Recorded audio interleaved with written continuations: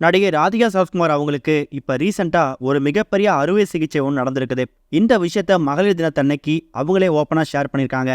அதோட விவரத்தை இதில் பார்க்க போறோம். தமிழ் சினிமால பிரபலமான நடிகைகள் அப்படின்னு பார்த்து ஒரு லிஸ்ட் எடுத்தீங்கன்னா அதுல டாப்ல இருக்கக்கூடிய நடிகை யாருன்னு கேட்டீங்கன்னா கட்டாயம் அது ராதிகா சரத்குமார் தான். நடிகர் எம்.ஆர். ராதா அவங்களோட மகள் அப்படிங்கிற அடையாளத்தோட தான் அவங்க சினிமாவுக்கு நடிக்கவே வந்தாங்க. வெளிநாட்டில் படிப்பை முடிச்சுட்டு இந்தியா வந்து பாரதி ராஜா அவங்களோட கிழக்கே போகும் ரயில் படத்து மூலயமா நடிகையை அறிமுகப்படுத்தப்பட்டாங்க. முதல் படமே சூப்பர் ஹிட் படம் கொடுக்கறதுக்கு அப்புறமா ரஜினி, கமல், விஜயகாந்த் சொல்லி பல முன்னணி ஹீரோக்கள் கூட சேர்ந்து நடிக்கிற வாய்ப்பு ராதிகா அவங்களுக்கு கிடைச்சது. சீரியல்ல கலக்கின ராதிகா இப்ப படங்கள்ல அம்மா மாதிரியான கதாபாத்திரங்களையும் குணச்சித்திர கதாபாத்திரம் நடிச்சு வந்துட்டு இருக்காங்க. சித்தி சீரியல், அண்ணாமலை சீரியல்னு சொல்லி எக்கச்சக்கமான சின்னத்திரை சீரியல் மூலயமாவும் தமிழ் ஆடியன்ஸ் கிட்ட ஒரு மிகப்பெரிய பேரும் வாங்கினாங்க. அப்படிப்பட்ட ராதிகா இப்ப படங்கள் நடிச்சிட்டு இருக்க இந்த நேரத்துல திடீர்னு அவங்களுக்கு ஒரு அறுவை சிகிச்சை செய்யப்பட்டிருக்குதான். அவங்களுக்கு எதுக்காக அறுவை சிகிச்சை செய்யப்பட்டிருக்காங்க அப்படிங்கிற விஷயத்தை மென்ஷன் பண்ணி அது சம்பந்தமான போட்டோஸை உமன்ஸ் டே அன்னைக்கு ஸ்பெஷலா அவங்க இதை ஷேர் பண்ணியிருக்காங்க. அதுல அவங்க என்ன சொல்லியிருக்காங்கன்னா, கடந்த 2 மாதங்களாவே நான் ரொம்ப கஷ்டப்பட்டுட்டேன். 2 படங்கள்ல வேலை செஞ்சேன். அப்ப என்னோட முழங்கால்ல அதிகமான வலி இருந்துச்சு. வலி நிவாரணி மாத்திரைகள், முழங்கால் பிரேஸ் இது எல்லாத்தையும் போட்டு சமாளிச்சேன். ஆனா ஒரு கட்டத்துல அறுவை சிகிச்சை பண்ணா மட்டும்தான் அந்த வலி போக நிலைமைக்கு தள்ளப்பட்டுட்டேன். அதுக்கேற்ற மாதிரி அறுவை சிகிச்சையும் செஞ்சுக்கிட்டேன். உடல் எடை அதிகமானதால எனக்கு காலில் வலி வர ஆரம்பிச்சிருச்சு.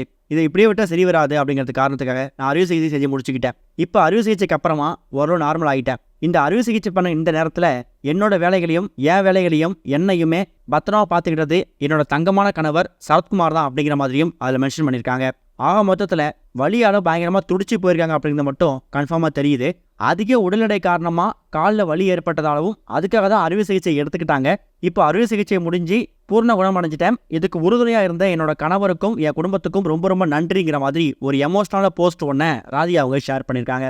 இந்த போஸ்ட்டை பார்த்ததுக்கு அப்புறமா நிறைய பேர் ராதிகா அவங்க சீக்கிரமாக ரெக்கவர் ஆகி வரணும் அப்படிங்கிறதுக்காக ஒரு பக்கம் நல்லா விசாரிச்சுட்டு இருந்தாலும் இன்னொரு பக்கம் சரத்குமார் மாதிரியான ஒரு கணவர் கிடைக்கிறதுக்கு நீங்கள் கொடுத்து வச்சிடணும் அப்படிங்கிற மாதிரியும் எக்கச்சக்கமான பேர் சில வாழ்த்துக்கள் தெரிவிக்க ஆரம்பிச்சிருக்காங்க.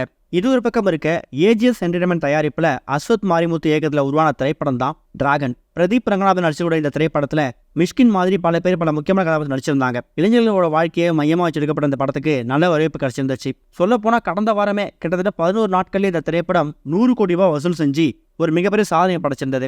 அதை தொடர்ந்து இப்போ 15 நாட்கள்ல இந்த படம் எவ்வளவு வசூல் செஞ்சிருக்குங்கிற மாதிரி அபிஷியலா வெளியிட்டு இருக்காங்களாம். அதாவது உலகம் ஃபுல்லா இந்த திரைப்படம் 15 நாட்கள்ல 130 கோடி ரூபாய் வசூல் செஞ்சிருக்குது. 10 நாட்கள் 100 கோடி, அப்ப 15 நாட்கள் அந்த 5 நாட்கள்ல மட்டும் 30 கோடி ரூபாய் வசூல் செஞ்சிருக்கு அப்படிங்கிற தகவல் கிடைச்சிருக்குது.